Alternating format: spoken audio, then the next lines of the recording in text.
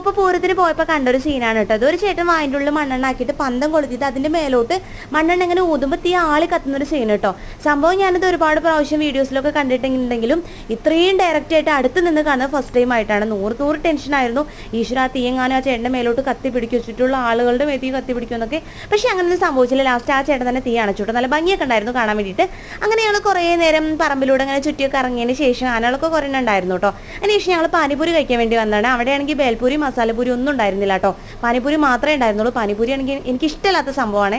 എന്തായാലും ഒന്ന് വാങ്ങിച്ച് നോക്കാമെന്ന് വിചാരിച്ചു. അങ്ങനെ അവിടെയാണെങ്കിൽ എല്ലാ പ്ലേറ്റിലും ഇങ്ങനെ സെറ്റ് ആക്കിയിട്ട് പാനിപൂരി വെച്ചിട്ടുണ്ടായിരുന്നു. നമ്മൾ ഓർഡർ ചെയ്യുന്ന ടൈമിൽ അതിനനുസരിച്ച് മസാലകൾ ഇട്ട് കൊടുത്താൽ മാത്രം മതിയായിരുന്നു കേട്ടോ. അങ്ങനെ ഞങ്ങൾ എന്തായാലും ഒരു പ്ലേറ്റ് പാനിപൂരി വാങ്ങിച്ചേ. ഇവിടെയാണെങ്കിൽ പാനിപൂരിക്ക് 60 രൂപയാണ് കേട്ടോ എമൗണ്ട് വരുന്നത്. സാധാരണ നമ്മൾ വാങ്ങിക്കുന്നിടത്ത് 40 രൂപ ഉണ്ടാവാറുള്ളൂ. പാനിപൂരി ടേസ്റ്റ് ഒക്കെ ഉണ്ടായിരുന്നു, കൊള്ളായിരുന്നു. പക്ഷേ എനിക്ക് ഇഷ്ടമില്ലാത്തതുകൊണ്ട് ഇഷ്ടപ്പെട്ടില്ല എന്നേ ഉള്ളൂ. അപ്പോൾ ഞങ്ങൾ കുറച്ച് നേരം ചുറ്റിക്കറങ്ങിയ ശേഷം ഞങ്ങൾ തിരിച്ച് വീട്ടിലോട്ട് പോവുകയാണ്. അപ്പോൾ ഇന്നത്തെ വീഡിയോ ഇഷ്ടപ്പെട്ടെങ്കിൽ എല്ലാവരും മറക്കാതെ സബ്സ്ക്രൈബ് ചെയ്തേക്കണേ. Thank you.